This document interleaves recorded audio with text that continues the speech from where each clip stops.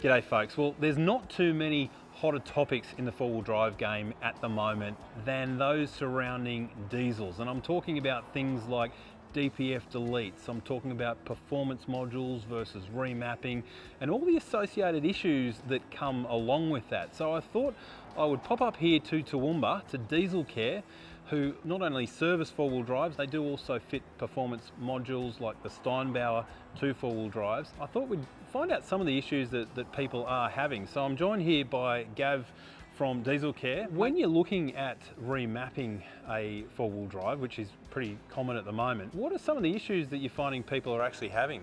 Yeah, so there's plenty of guys that do remapping in the market. There's some do it very well and some not so well. The problems we see with it when we're trying to diagnose a vehicle that has a problem, and over time all vehicles will have problems, and that's what we do. We do struggle sometimes trying to diagnose a vehicle that has a reflash, because you end up chasing your tail looking for a problem that may not actually be in the vehicle, it's actually in the reflash. So we've actually now decided that when we start to diagnose vehicles, we'll ask them to get it back to standard before we start to work on them. Otherwise we can spend lots of money chasing a problem that's not actually there. Okay, so and so for someone that has paid for a remap, to click their fingers and say, I've got a car in a workshop, I've got to get it back to standard, that's going to be a challenge, and it's going to be costly too. Well, it is. Generally you've got to get back to the guy that's done the reflash and hope he's still in business, or possibly get back to a dealer to set it back to standard. The other issue we see too is, if a vehicle goes back to servicing at a dealer, oftentimes they'll do updates on the ECU. You can lose your reflash, as simple as that. Simple things like the airbag recall. So people take their vehicle back to get the airbag replaced. When they do that, they have to reprogram the ECU. Your flash is gone. If you had a DPF delete, all of a sudden you're logging DPF codes. Wow. Okay, so yeah, you think that you've sorted everything with your vehicle, and you go in for something that is completely unrelated to that DPF delete that you might have done, slightly illegally, but you've done it, yes. And now, yeah, you're logging all these different error codes, and your dash is lighting up like a Christmas tree.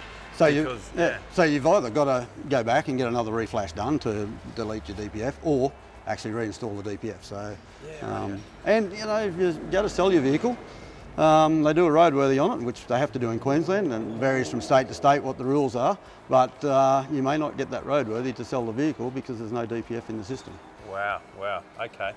And that's where I guess the STEINBAUER is a little bit different. Look folks, I'll ring the sponsorship bell here. I'm sponsored by STEINBAUER. I've been using them for many years now, and I guess one of the reasons why I have been using them is because if you start to have some problems with your vehicle, it's about a 15-minute job to unplug it, and then you can isolate, is it the power control module that's actually doing that, or is it the engine itself? Is it something different? So you can actually, in the outback, remove that, do your troubleshooting, and then find out where your problem is actually coming from. And I guess, as far as I know, with a remap, unless you've got a laptop and a whole lot of software on board. Yeah, it becomes very difficult, and that's always, as I say, some guys do the remap really well, but there's still that issue of, if you need to undo it, how do you do it? And it's not quite such an easy task. Well, Gav, thanks so much for your time, mate. You taught me a few things about diesels that I certainly wasn't aware of. No worries, thanks.